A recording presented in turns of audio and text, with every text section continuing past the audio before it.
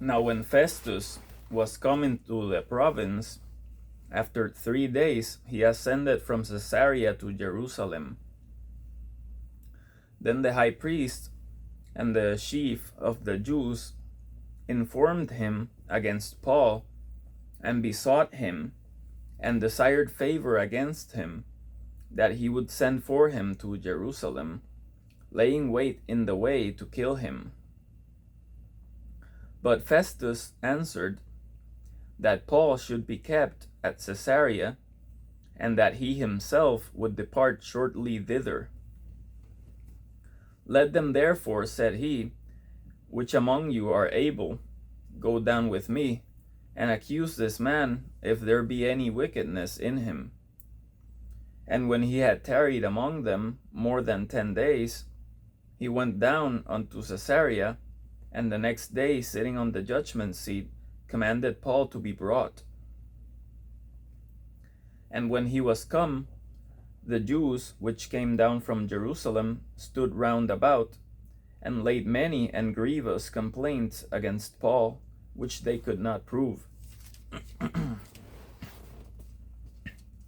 While he answered for himself, neither against the law of the Jews, neither against the temple, nor yet against Caesar, have I offended anything at all. But Festus, willing to do the Jews pleasure, answered Paul, and said, Wilt thou go up to Jerusalem, and there be judged of these things before me? Then said Paul, I stand at Caesar's judgment seat, where I ought to be judged, and to the Jews have I done no wrong, as thou very well knowest. For if I be an offender, or have committed anything worthy of death, I refuse not to die. But if there be none of these things whereof these accuse me, no man may deliver me unto them. I appeal unto Caesar. Then Festus, when he had conferred with the council, answered, Hast thou appealed unto Caesar? Unto Caesar shalt thou go. And after certain days, King Agrippa and Bernice came unto Caesarea to salute Festus. And when they had been there many days, Festus declared Paul's cause unto the king, saying, There is a certain man left in bonds by Felix, about whom, when I was at Jerusalem, the chief priests and the elders of the Jews informed me, desiring to have judgment against him. To whom I answered, It is not the manner of the Romans to deliver any man to die. Before that which is accused, have the accusers face to face, and have license to answer for himself concerning the crime laid against him. Therefore, when they were come hither, without any delay on the morrow, I sat on the judgment seat, and commanded the man to be brought forth. Against whom, when the accusers stood up, they brought none accusation of such things as I supposed, but had certain questions against him of their own superstition, and of one Jesus, which was dead, whom Paul affirmed to be alive. And because I doubted of such manner of questions, I asked him whether he would go to Jerusalem, and there be judged of these matters.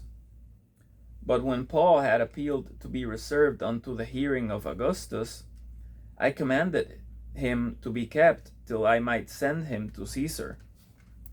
Then Agrippa said unto Festus, I would also hear the man myself. Tomorrow, said he, thou shalt hear him. And on the morrow, when Agrippa was come, and Bernice, with great pomp, and was entered into the place of hearing with the chief captains and principal men of the city, at Festus's commandment, Paul was brought forth. And Festus said, King Agrippa, and all men which are here present with us, Ye see this man, about whom all the multitude of the Jews have dealt with me, both at Jerusalem and also here, crying that he ought not to live any longer. But when I found that he had committed nothing worthy of death, and that he himself had appealed to Augustus, I have determined to send him, of whom I have no certain thing to write unto my Lord.